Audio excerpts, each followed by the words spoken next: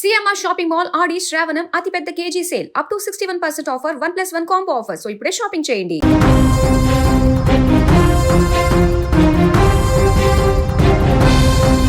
తెలంగాణ కాంగ్రెస్ లో మంత్రి కొండా సురేఖ వ్యవహారం ఏఐసీసీ అధ్యక్షుడు మల్లికార్జున ఖర్గే వద్దకు చేరింది. ఆదివారం బెంగళూరులో ఖర్గేతో మంత్రి సురేఖ సమావేశమైనట్టు సమాచారం. సీఎం రేవంత్ రెడ్డి లండన్ పర్యటన ముగించుకొని హైదరాబాద్ కు తిరిగి రావడానికి ఒక్కరోజు ముందు ఈ భేటీ జరగడం రాజకీయంగా ప్రాధాన్యం సంతరించుకుంది.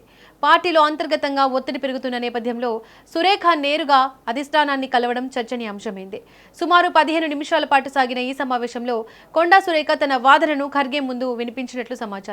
తాను ముఖ్యమంత్రి రేవంత్ రెడ్డికి గానీ కాంగ్రెస్ పార్టీకి గానీ గాంధీ కుటుంబానికి కానీ వ్యతిరేకంగా ఎలాంటి వ్యాఖ్యలు చేయలేదని ఆమె వివరించారు. పార్టీలోని కొందరు నేతలు తనను లక్ష్యంగా చేసుకుని మంత్రివర్గం నుంచి తొలగించేందుకు కుట్ర పన్నుతున్నారని, దీనిపై విచారణ చేపట్టాలని ఆమె ఖర్గేను కోరినట్లు తెలిసింది.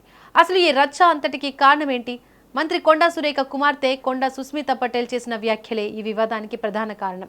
సీఎం రేవంత్ రెడ్డిపై పరకాల టికెట్ కేటాయింపుపై సుస్మిత చేసిన కామెంట్లు కాంగ్రెస్ పార్టీలో తీవ్ర దుమారం రేపాయి. దీనిపై సీరియస్ అయిన పీసీసీ క్రమశిక్షణ సంఘం ఆమెకు నోటీసులు కూడా జారీ చేసింది. కేబినెట్లో కీలక బాధ్యతల్లో ఉన్న మంత్రిగా ఉండి తన కూతురు చేసిన వ్యాఖ్యలను సురేఖ ఖండించలేదన్న ప్రధాన ఆరోపణ. అంతేకాదు, పార్టీలోని దాదాపు 20 మందికి పైగా ఎమ్మెల్యేలు, ఎమ్మెల్సీలు ఏకతాటిపైన వచ్చి కొండా ఫ్యామిలీపై హైకమాండ్ కఠిన చర్యలు తీసుకోవాలని గట్టిగా పట్టుబడుతున్నారు. అయితే ఖర్గే వద్ద తన వాదన వినిపించిన కొండా సురేఖ తాను పార్టీకి గానీ గాంధీ కుటుంబానికి కానీ ముఖ్యమంత్రి రేవంత్ రెడ్డికి వ్యతిరేకంగా ఎలాంటి తప్పు చేయలేదని స్పష్టం చేసినట్లు తెలుస్తోంది. తనను మంత్రివర్గం నుంచి కొందరు తప్పించేందుకు కుట్ర పన్నుతున్నారని, దీనిపై లోతుగా విచారణ జరగాలని ఆమె కోరారట. అయితే దీనిపై స్పందించిన ఏఐసీసీ అధ్యక్షుడు ఖర్గే మాత్రం ఆమెకు గట్టిగానే వార్నింగ్ ఇచ్చినట్లు సమాచారం. పార్టీకి, ముఖ్యమంత్రికి వ్యతిరేకంగా బహిరంగంగా మాట్లాడడం సరైన పద్ధతి కాదని, టికెట్ల కేటాయింపులు, అభ్యర్థుల ఎంపిక ఏఐసీసీ ఎన్నికల కమిటీ పరిధిలోని అంశమని తేల్చి చెప్పినట్లు పార్టీ వర్గాలు చెబుతున్నాయి. ఉప ముఖ్యమంత్రి భట్టి విక్రమార్కను కలిసేందుకు కొండా సురేఖ చేసిన ప్రయత్నాలు ఫలించకపోవడం, రాష్ట్ర స్థాయిలో తన వ్యూహాలు బెడిసికొట్టడంతోనే ఆమె నేరుగా ఢిల్లీ పెద్దల అపాయింట్మెంట్ తీసుకుని మరీ హైకమాండ్ను కలిశారని పొలిటికల్ సర్కిల్స్లో జరుగుతున్న ప్రధాన చర్చ.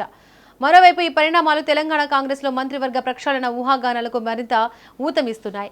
సీఎం రేవంత్ రెడ్డి హైదరాబాద్కు తిరిగి వచ్చిన తర్వాత ఈ వివాదం ఎలాంటి మలుపు తిరుగుతుంది, హైకమాండ్ ఎవరి వైపు మొగ్గు చూపుతుంది అనేది ఇప్పుడు రాష్ట్ర రాజకీయాల్లో అత్యంత ఆసక్తికరంగా మారింది. తెలంగాణ కాంగ్రెస్లో రాజుకున్న ఈ పొలిటికల్ అగ్గి రానున్న రోజుల్లో ఎలాంటి పరిణామాలకు దారితీస్తుందో చూడాలి.